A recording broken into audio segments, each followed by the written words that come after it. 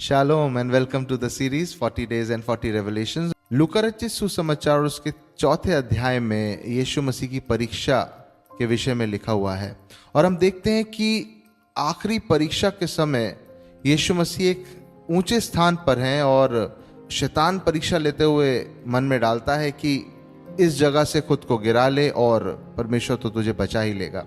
लेकिन यीशु मसीह उसको वचन से जवाब देते हैं और कहते हैं कि तू अपने परमेश्वर की परीक्षा ना लेना।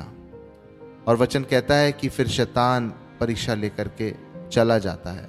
तो हम देखते हैं कि यीशु मसीह इस कदर इस परीक्षा में थे कि वो सुसाइडल हो रहे थे और उनके मन में शैतान इन बातों को डाल रहा था कि खुद को खत्म कर ले। कहाँ वीराने में घूम रहा है, ना पत्थर से रोटी बना पा रहा है, ना कुछ है, सारा वैभव दिखाई दे रहा है, वो भी मन कर रहा है कि मेरा हो जाए। और उस शारीरिक अवस्था में जब यीशु मसीह इस संसार में थे तो वो सब कुछ एंड्योर कर रहे थे और हमारे लिए एक एग्जाम्पल सेट कर रहे थे कि मेरे बाद आने वाले मेरे ये लोग जैसा मैं हूं वैसा चल पाएं। और जैसा यीशु मसीह कहते भी हैं कि मैं अपनी इच्छा नहीं लेकिन अपने पिता की इच्छा को पूरी करने आया हूं, तो वहां पर उनका एक टेस्ट था कि वो अपनी शारीरिक इच्छा को जो वो करना चाहते थे उसको ना करके, लेकिन वो आत्मा की आवाज़ को सुन के उस विल्डरनेस में थे, क्योंकि वो पवित्र आत्मा के कहने पर ही, पवित्र आत्मा के चलाए जाने पर ही वो उस बियाबान में थे। और वहाँ पर शैतान उनकी परीक्षा करता था कि सब कुछ मेरा है, तू सब कुछ छोड़ और मेरे पास आ जा, मैं तुझे सारा वैभव दे दूंगा। लेकिन यीशु मसीह ने उसको एंड्योर करा और इस हद तक एंग्जाइटी और इस हद तक डिप्रेस्ड हो गए कि वो एक ऊंचे स्थान पर थे जहाँ से वो अपने आप को शायद गिराने पर थे। और वहीं हम देखते हैं कि यीशु मसीह ने शैतान को, जो उनके मन में इन शब्दों को डाल रहा था, यीशु मसीह ने परमेश्वर के वचन से उसको उत्तर दिया और कहा कि लिखा है कि तू परमेश्वर की परीक्षा ना कर। यीशु मसीह ने कहा कि लिखा है कि तू परमेश्वर के मुख से निकले हुए वचनों से ही जीवित रह लेगा। यीशु मसीह ने कहा कि लिखा है कि तू परमेश्वर को छोड़ किसी और की उपासना ना करना। तो मेरे प्रियो, यीशु मसीह ने एक परफेक्ट एग्जाम्पल हमारे सामने रखा कि हम कैसे अपने आप को, अपने शरीर को, अपने विचारों को ओवरकम कर सकते हैं एक ही तरीके से, और वो है पवित्र आत्मा की सामर्थ के द्वारा।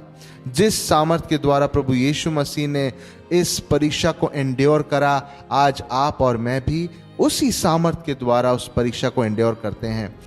तो कई बार हमारे सामने भी इस कदर टेम्पटेशंस, इस कदर ट्रायल्स और इस कदर डिप्रेशन आ जाएगा कि हम सुइसाइडल हो सकते हैं, हम उस हद तक पहुंच सकते हैं। पवित्र आत्मा ने तब भी जब यीशु मसीह को संभाला था, आज भी मुझे और आपको वो संभालता है कि हम उस हद तक, उस पॉइंट तक जब पहुंच जाते हैं कि हम इतने डिप्रेस हो जाएं कि शैतान हमको कहे कि अब हम जीवन समाप्त कर लो, लेकिन वही पवित्र आत्मा हमको संभालता है। और यही मैं समझता हूं कि वो आखिरी ट्रायल होता है, आखिरी टेस्ट होता है, जिसके बाद महिमा आती है। और वहीं हम देखते हैं कि यीशु मसीह अपने कार्य को शुरू करते हैं और इस दुनिया में सारे कामों को वो सामर्थी रूप से करने लगते हैं और क्रूस की उस मृत्यु को सह के रेजरेक्ट होके महिमान्वित होते हैं।